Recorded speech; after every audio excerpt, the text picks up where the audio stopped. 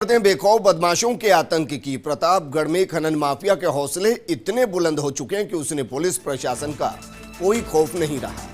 यही कारण है कि दरियावद में एसडीएम करतार सिंह पर गाड़ी चढ़ाने की कोशिश की गई।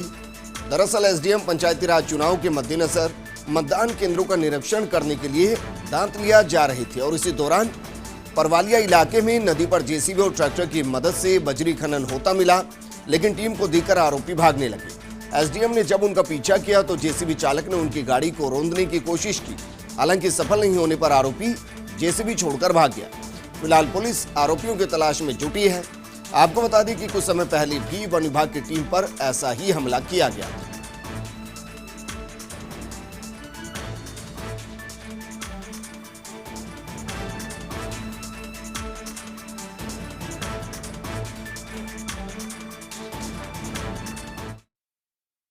आज सुबह में पंचायत चुनाव के मतदान निरीक्षण हेतु निकला हुआ था, तो मेरे साथ में सीबीओ साथ में थे। तो हम दांतलिया से परवारिया साग जो रोड है उस पर गए। वहाँ पर एक जेसीबी और 2 ट्रैक्टर अवैध खनन नदी में से बजरी निकालते हुए पाए गए। उनको जब हमने टोका तो जेसीबी वाला तेज़ी से जेसीबी को चलाते हुए हमारी तरफ लेके आया और उसने तेज़ी से जेसीबी को भगाई। फिर हमने जब उसको रोकने की कोशिश की तो जेसीबी को पीछे रिवर्स करके और 2-3 बार हमारी गाड़ी के ऊपर मारने की कोशिश की। तो सुना आपने बाकायदा एसडीएम साहब की जुबानी हम आपको सुना रहे थे कि किस तरीके से इस वारदात को अंजाम देने की कोशिश की।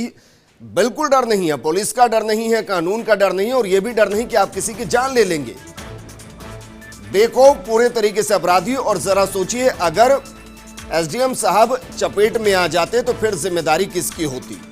इससे पहले भी एक घटना इस तरीके की हो चुकी है, वनकर्मी की जान चली गई थी।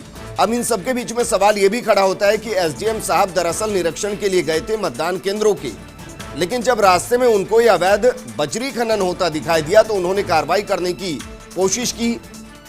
इस दौरान पुलिस कहां पर मौजूद थी, वो अधिकारी कहां पर थे जिनकी जिम्मेदारी बनती है कि अवैध बजरी खनन को रोका जाए।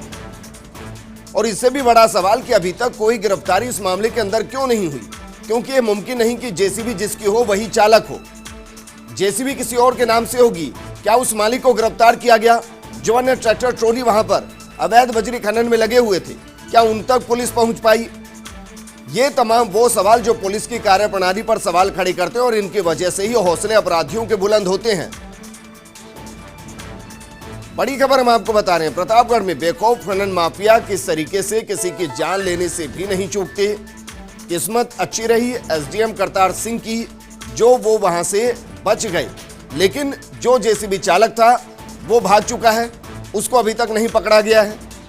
जिसकी जेसीबी है, जो मालिक है, उसको अभी तक नहीं पकड़ा गया है। जो ट्रैक्टर ट्रॉली वहां अवैध बजरी खनन में लगे थे वो आखिर किसके हैं, पुलिस उन तक भी अभी तक नहीं पहुंच पाई है।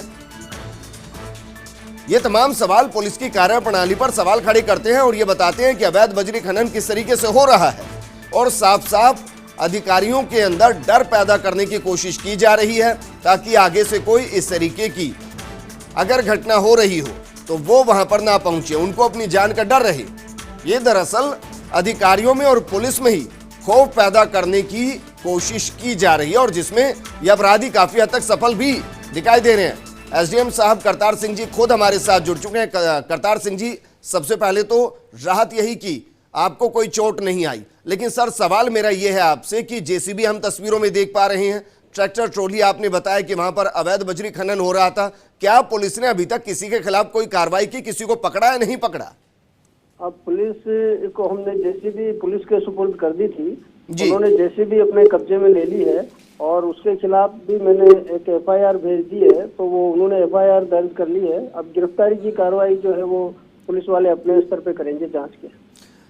लेकिन करतार सिंह जी, जो कार्रवाई आपने वहां पर करनी चाहिए वो कार्रवाई हुई नहीं सर। आप जिस तरीके से बता रहे हैं कि सुबह की यह घटना है, लगभग 12 घंटे के आसपास हो चले, अगर पुलिस उस जेसीबी के मालिक तक नहीं पहुंच पा रही, अगर चालक को नहीं पकड़ पा रही, तो फिर करेगी क्या?